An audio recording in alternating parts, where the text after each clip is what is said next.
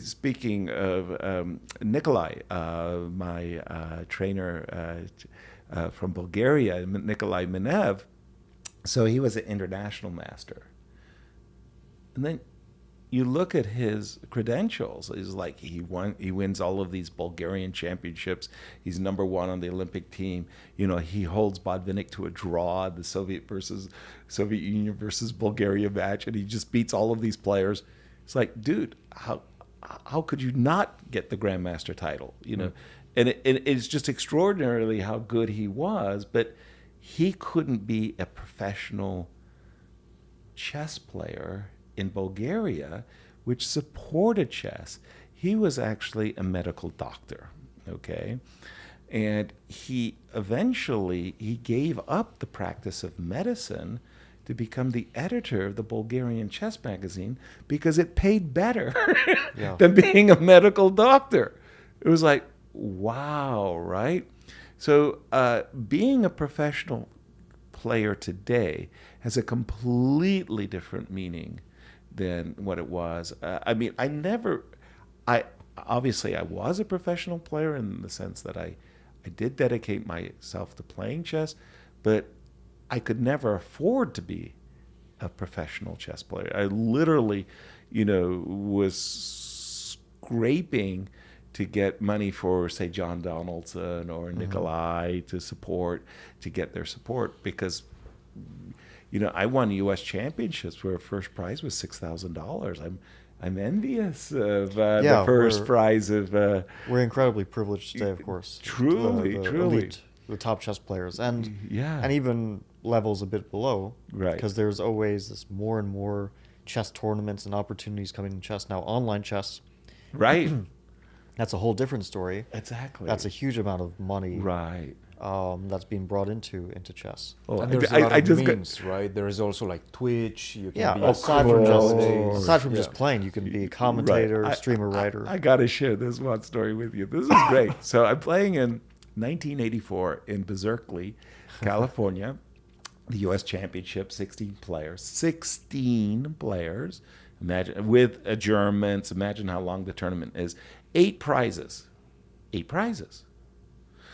The bottom 8 get point money for every point you get. Like you get $100, so you get a half a point. You get $50.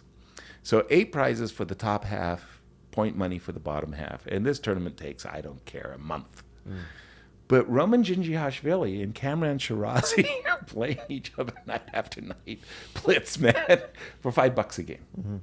And I'd come in and I'd see like Roman was way ahead, by plus 20. And the next day, like, what's now? It's plus 42. They play till 5 in the morning, plus 42, plus 56. And, like, wow, you won 56 games? No, it's a cumulative. So when is Kamron going to pay you? He's going to pay me with the point money that he makes in the tournament. Oh, really? He's going to pay you with the point money he makes in the tournament. Kamron had like the worst tournament of his life.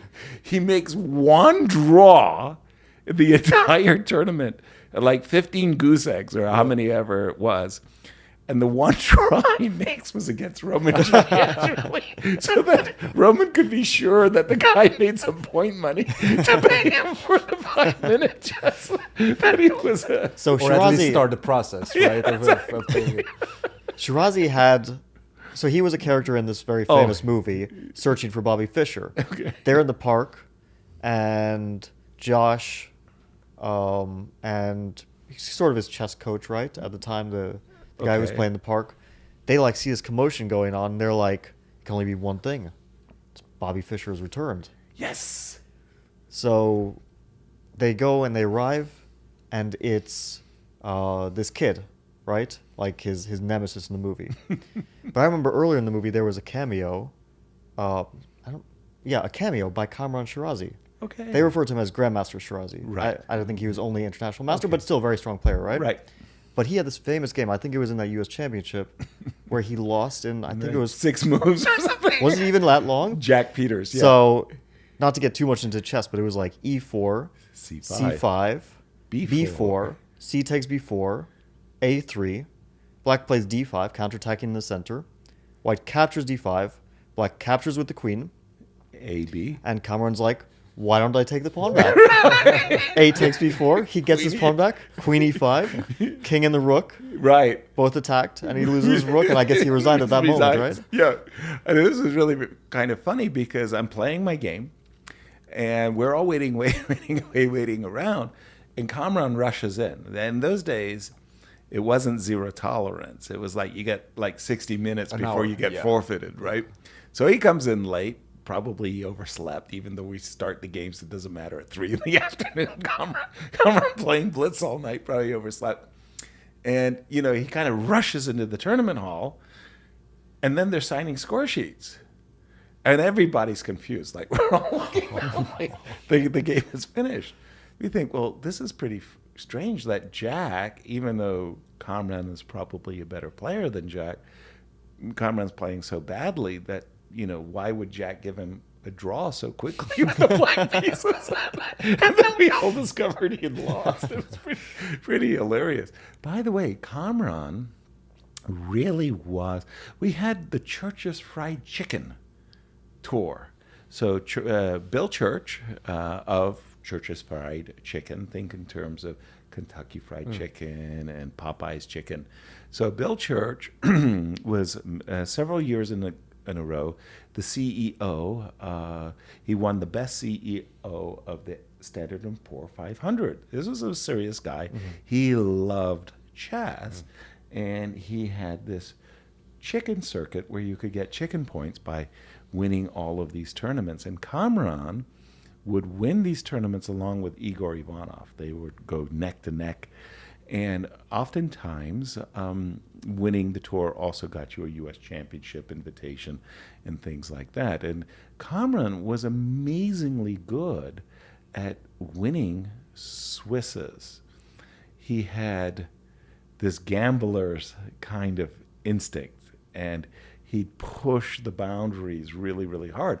Oftentimes he failed, but he also won some really remarkably great fighting games. And he had like the worst tournament of his career at that particular moment. By the way, that was the only game in my entire career that I was afraid of before I started the game. Against Kamron. Yeah.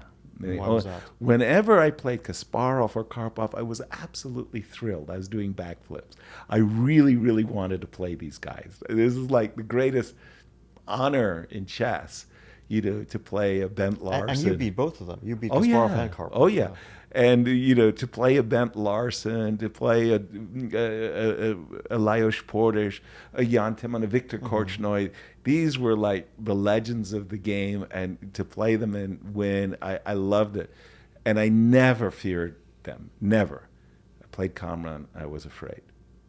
What was it about it? His personality, his style of play? No, nothing like that.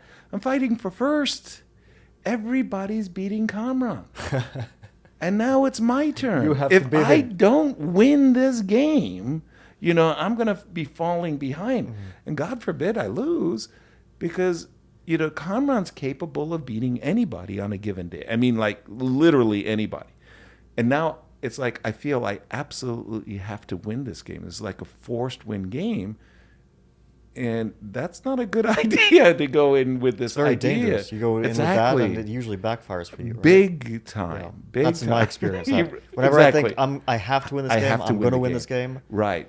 Very often just goes the other way. Exactly. Especially in close tournaments, you very often see like the bottom seed actually beat the top seed going into the 8th round, 9th round, or anything of that nature. Happens a lot. Now, you mentioned Korchnoi, and we were discussing about ways to make a living as a chess player as well. You became a coach as well at some point. Tell us a bit about that.